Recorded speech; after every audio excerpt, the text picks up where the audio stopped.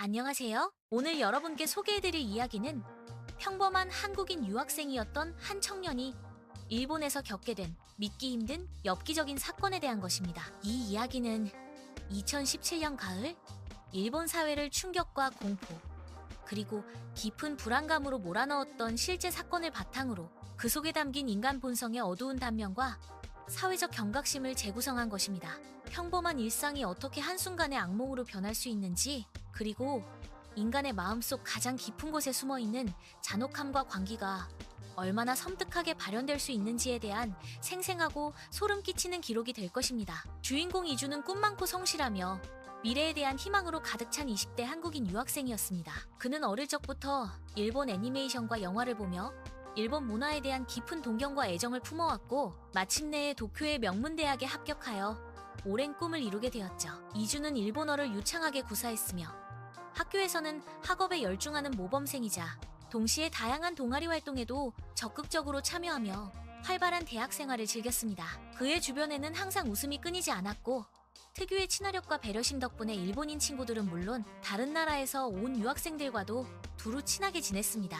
주말이면 그는 작은 서점이나 편의점에서 아르바이트를 하며 생활비를 벌었고, 남는 시간에는 일본의 고즈넉한 사찰이나 활기찬 시장 혹은 숨겨진 소도시들을 찾아다니며 견문을 넓히고 새로운 경험을 쌓았습니다. 그의 삶은 여느 젊은이들처럼 희망과 기대로 가득 찬 반짝이는 나날들이었습니다. 이주는 그저 평범하고 성실한 학생이었을 뿐, 자신의 평화로운 일상이 곧 뒤틀린 광기의 그림자에 갇히게 될 것이라고는 상상조차 하지 못했습니다. 그러던 어느 날 저녁, 이주는 아르바이트를 마치고 피곤한 몸을 이끌고 지하철을 타고 집으로 돌아가던 길이었습니다.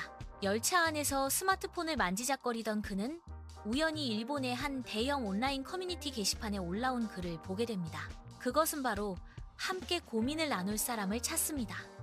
세상이 너무 힘듭니다. 라는 제목의 글이었습니다. 평소 주변 사람들에게 도움을 주는 것을 좋아하고, 특히 외로운 이들의 이야기에 진심으로 귀 기울여주기를 즐겨하던 이주는 무심코 그 글을 클릭했습니다. 게시자는 자신을 타카히로라고 소개하며 심각한 우울증과 극심한 스트레스, 그리고 자살 충동에 시달리고 있다고 토로했습니다. 그의 글은 깊은 절망감과 고통으로 가득 차 있었고, 세상의 모든 희망이 사라진 듯한 비관적인 문체로 쓰여 있었습니다. 이주는 순간적으로 타카히로에게 깊은 동정심을 느꼈고, 작은 위로라도 전해주고 싶은 마음에 익명으로 답글을 남겼습니다. 힘내세요. 혼자서 모든 짐을 짊어지려 하지 마시고 주변에 기댈 수 있는 사람이나 전문가의 도움을 요청해보세요. 분명 길이 보일 거예요. 그는 그저 자신의 따뜻한 한마디가 누군가에게 작은 위안이라도 되기를 바랐을 뿐이었습니다. 며칠 뒤 이준에게 타카히로로부터 개인 메시지가 도착했습니다. 그는 이준의 진심 어린 답글에 너무나 큰 감동을 받았다며 자신을 이해해주는 사람은 세상에 이준밖에 없는 것 같다고 말했습니다. 타카히로는 이준에게서 한 줄기 빛을 본 것 같다고 표현하며 좀 더 자세한 이야기를 나누고 싶다며 만남을 제안했습니다. 이준은 처음에는 온라인에서 만난 사람과의 직접적인 만남에 대해 조금 망설였습니다. 하지만 타카히로의 메시지에서 느껴지는 절박함과 간절함, 그리고 혹시라도 이 만남이 그에게 희망을 줄 수 있지 않을까 하는 순수한 마음에 결국 제안을 수락했습니다.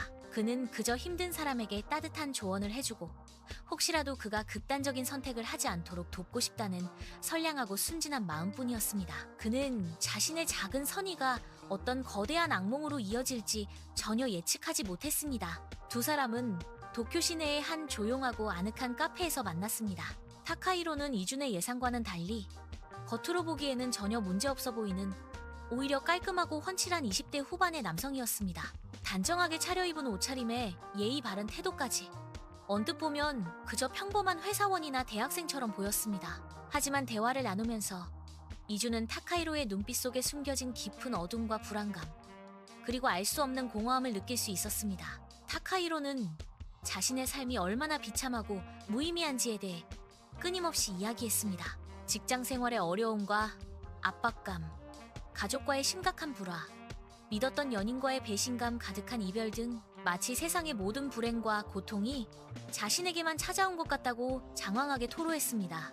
이주는 그의 이야기를 한마디 한마디 경청하며 진심으로 그의 감정에 공감하고 위로를 건넸습니다. 타카히로는 이준에게 깊은 신뢰를 보이는 듯 했습니다. 이준 씨는 정말 제 이야기를 진심으로 들어주는군요. 다른 사람들은 아무도 제 마음을 이해 못하는데 이준 씨 덕분에 조금은 살 수 있을 것 같아요. 그의 말에 이준은 자신이 조금이나마 도움이 될 수 있었다는 생각에 작은 뿌듯함을 느꼈습니다. 그는 그저 인간적인 연민과 동정심에서 우러나온 행동이었지만 이 만남이 그의 인생을 송두리째 뒤흔들 비극의 서막이 될 줄은 꿈에도 몰랐습니다. 이 만남 이후 타카히로는 이준에게 더욱 집착하기 시작했습니다. 매일같이 수십 통의 메시지를 보내고 시도 때도 없이 전화를 걸어왔으며 만나자고 조르는 일이 잦아졌습니다. 이준은 처음에는 부담감을 느꼈지만 한편으로는 타카히로가 자신에게 의지하며 나아지기를 바라는 마음이 더 컸습니다. 혹시라도 타카히로가 자신을 의지하다가 갑자기 연락을 끊으면 다시 나쁜 생각을 할까봐 걱정하는 마음에 그의 연락을 완전히 끊을 수가 없었습니다. 그는 타카히로의 불안정한 심리 상태가 자신에게 의존하는 형태로 나타난다고 생각했고 자신이 그에게 정신적인 지지대가 되어주어야 한다고 자처했습니다. 이준의 순수한 마음은 타카히로의 교묘한 심리 조종에 점점 더 깊이 빠져들게 되었습니다.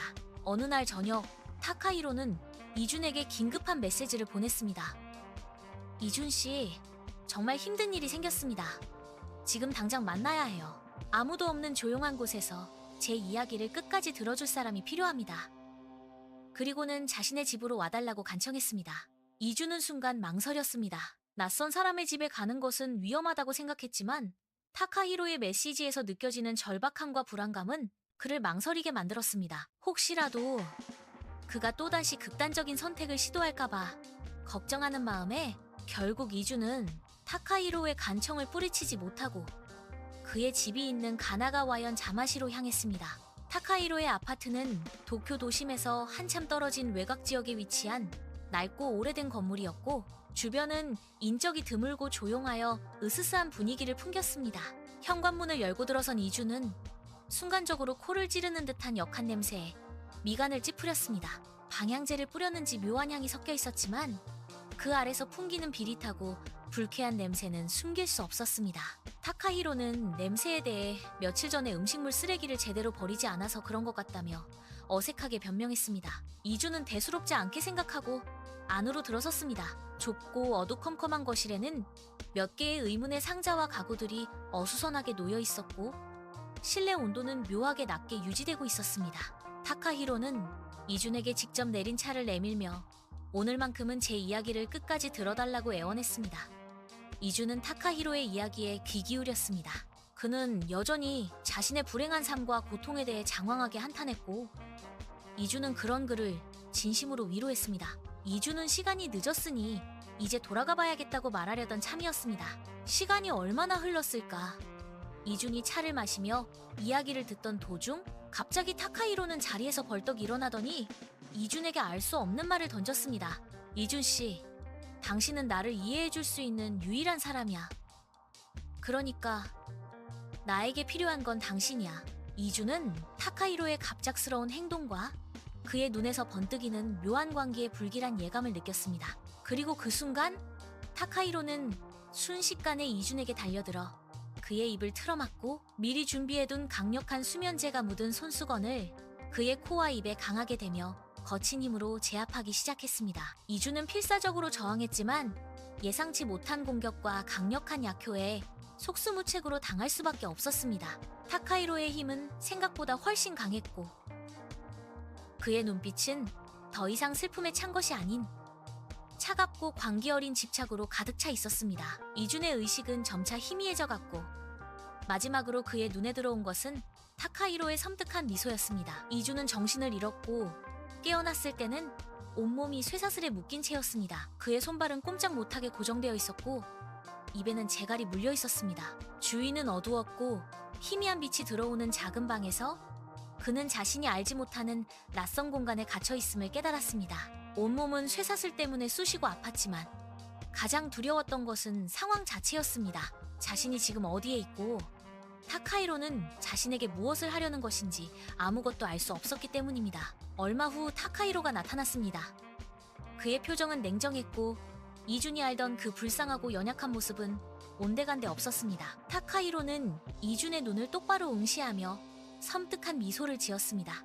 이준 씨, 당신은 나에게 정말 특별한 존재야. 그래서 놓아줄 수 없어. 당신은 내가 새롭게 시작할 삶의 도구가 될 거야. 이준은 공포에 질려 온몸을 떨었습니다. 그는 자신이 상상조차 할 수 없었던 끔찍한 상황, 즉 생명의 위협을 받는 감금 상태에 처했음을 직감했습니다. 타카히로는 이준을 감금한 채 그의 한국 가족들에게 연락하여 돈을 요구하기 시작했습니다. 이준의 스마트폰을 빼앗아 마치 자신이 이준인 것처럼 위장하여 가족들에게 메시지를 보내 돈을 송금하라고 협박했습니다. 혹시라도 가족들이 걱정할까봐 혹은 타카히로가 더 잔혹한 행동을 할까봐 두려웠던 이준은 그의 지시에 따를 수밖에 없었습니다. 그러나 타카히로의 요구는 끝이 없었습니다. 돈을 받고 나면 또 다른 핑계를 대며 더 많은 돈을 요구했고 이준은 점점 더 깊은 절망과 무력감 속으로 빠져들었습니다. 그의 눈앞에는 암흑만이 가득했습니다. 시간이 흐르면서 감금된 이준은 타카히로의 집에서 끔찍한 진실을 하나씩 마주하게 되었습니다. 아파트에서 계속 풍기던 역한 냄새의 원인은 다름 아닌 시체 썩는 냄새였습니다. 타카히로가 이준을 잠시 풀어준 사이 이준은 우연히 잠겨있지 않은 작은 창고를 발견했고 그 안에서 여러 개의 대형 아이스박스와 공구들을 발견했습니다. 호기심 반 두려움 반으로 아이스박스 뚜껑을 열어본 이준은 그 안에서 자신의 눈을 의심할 수밖에 없었습니다. 그 안에는 훼손된 시신들이 담겨 있었습니다. 머리가 잘려나가고 뼈만 남은 시신, 그리고 살점이 분리된 채 보관된 시신들. 이준은 자신이 인간으로서는 도저히 상상할 수 없는 극악무도한 연쇄살인마의 소굴에 갇혀있다는 사실을 깨닫고 온몸을 벌벌 떨며 구토를 했습니다. 그는 자신이 죽음의 그림자 속에 던져졌음을 직감했습니다. 타카히로는 이준에게 자신이 저지른 범죄들을 마치 자랑하듯이 이야기했습니다. 그는 이준에게 자신이 어떻게 인터넷 자살 사이트를 통해 외롭고 절망에 빠진 사람들을 유인하고 자신의 아파트로 데려와 살해했는지, 그리고 그 시신들을 어떻게 처리했는지에 대해 섬뜩할 정도로 자세하고 무덤덤하게 설명했습니다. 피해자들은 주로 사회적으로 고립된 젊은 여성들이었으며 한 명의 남성도 포함되어 있었습니다. 그들은 모두 타카히로의 덫에 걸려 비참한 최후를 맞이했습니다. 타카히로는 이준에게 나는 불행한 사람들을 고통에서 해방시켜주는 구원자라며 자신의 잔혹한 행위를 정당화했습니다. 이준은 그가 정신적으로 심각하게 망가져 있으며 더 이상 이성적인 대화가 통하지 않는 사이코패스라는 것을 알 수 있었습니다. 두려움과 절망 속에서도 이준은 살기 위해 필사적으로 정신을 차리려 노력했습니다. 타카히로의 감시 속에서 그는 작은 기회라도 생기면 탈출할 방법을 모색했습니다. 그러나 타카히로는 교활하고 치밀했습니다. 이준의 모든 움직임을 감시했고 조금이라도 의심스러운 행동을 보이면 잔혹하게 응징했습니다. 이준은 이제 자신이 단순히 감금된 것이 아니라 언제 타카히로의 다음 희생자가 될지 모르는 극한의 공포 속에서 살아가고 있었습니다. 이준이 감금된 지 약 2달이 지났을 무렵 일본 경찰은 한 20대 여성의 실종 사건을 수사하던 중 결정적인 단서를 포착했습니다. 실종된 여성이 마지막으로 연락했던 사람이 바로 타카히로였다는 사실을 알게 된 것이죠. 실종 여성의 가족들은 딸의 갑작스러운 실종에 불안감을 느끼고 경찰에 신고했고, 경찰은 끈질긴 수사 끝에 타카히로의 온라인 활동 기록과 통화 내역에서 수상한 점을 발견했습니다. 경찰은 타카히로의 아파트를 수색하기 위해 법원으로부터 영장을 발부받았고 2017년 10월 31일 불길한 할로윈의 밤 그의 아파트로 들이닥쳤습니다.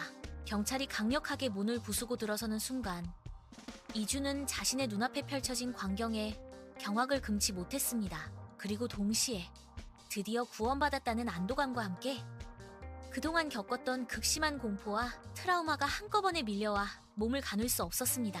경찰은 아파트 내부에서 끔찍한 살인 현장을 발견했습니다. 거실과 침실, 그리고 작은 창고 등 아파트 곳곳에 총 9구의 시신이 대형 아이스박스, 도구 상자, 그리고 심지어 냉장고에까지 나뉘어 보관되어 있었습니다.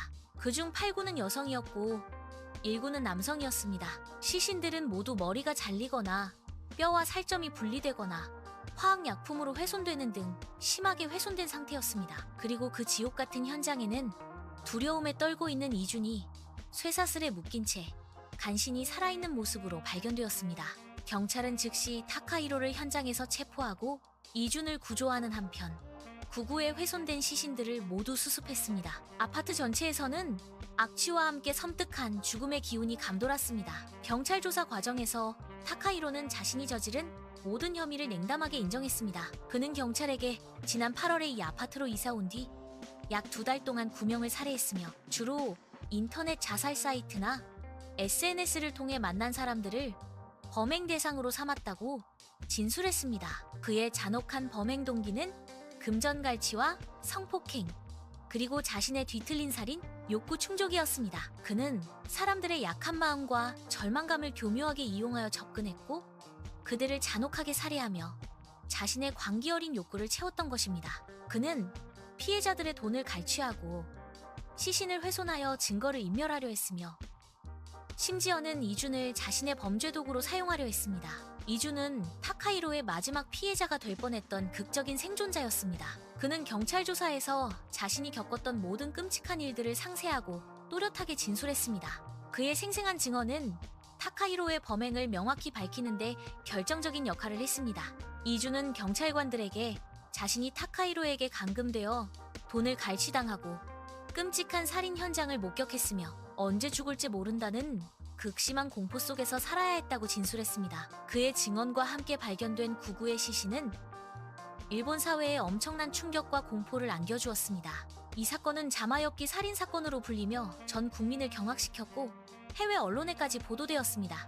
언론에서는 타카히로의 잔혹함과 치밀함, 그리고 온라인 공간에서의 위험성, 사회적 고립이 낳는 비극에 대해 연일 대서특필했습니다. 이 사건은 외로움과 절망감을 느끼는 사람들에게 접근하여 범죄를 저지르는 잔혹한 현실을 여실히 보여주며 사회적 경종을 울렸습니다. 이준은 이 사건으로 인해 신체적 상처뿐만 아니라 깊은 정신적 트라우마를 겪었습니다.